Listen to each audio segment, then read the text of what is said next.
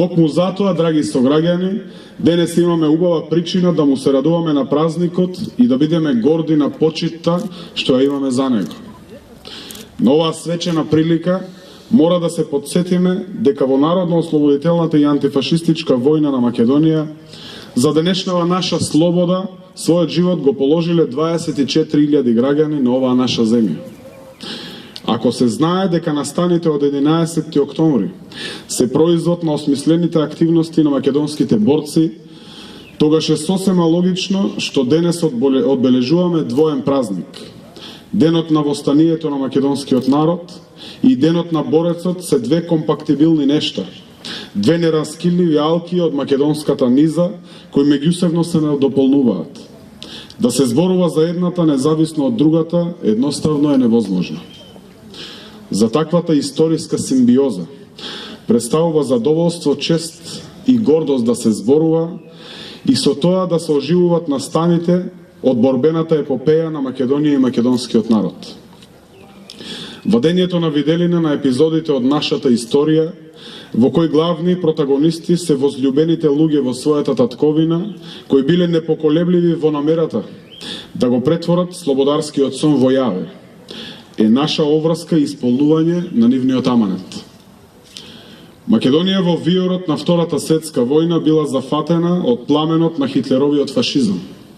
Окупацијата на татковината била причина за незадоволство, револт и гнев кај македонските родолюбци. Да се биде стопан на сопствената земја, да се биде свој на своето и да се дочека слободарската мугра, бил главниот порив на граѓаните на Република Македонија. Иако слабо вооружени, македонските борци биле недвосмислени во намерата да покажат на дело како се брани татковината. Тие ставиле печат на непишаното правило дека неравноправната битка може да ја добие и послабиот. Кога на негова страна се правдолюбието, слободолюбието и родолюбието. Така и се случило. Токму на денешен ден, пред 76 години, со нападот, извршен од страна на Прилепскиот партизански одред, било дадено до знаење дека отпочнува востанието против поробувачите. Станува збор за едновремен напад врз полицискиот участок, врз затворот и врз телефонско-телеграфската мрежа. Акција која повеќе од успешно била осмислена, организирана и реализирана. Во Прилеп следувал и вооружениот отпор во Куманово. За потоа востанието да се прошири и на територијата на цела Република Македонија. Преку исфрлање на нови партизански одреди и бригади и реорганизирање на повеќе постоечки партизански формации. При ова мора да се спомене дека востаничките истрели одекнале речиси истовремено и во сите делови на распарчената Македонија. Следувала долга, макотропна и исцрпувачка војна за ослободување, проследена со многу страдања, крвопролевања, изгубени домови и човечки живот. Но сето тоа пропратено со силна верба дека денот слободарски мора еднаш да осване. Тоа го најави и првото заседание на АСНО, кога беа удрени темелите на македонската државност, а потоа и завршниот епилог – ослободувањето на сите градови и села во Македонија.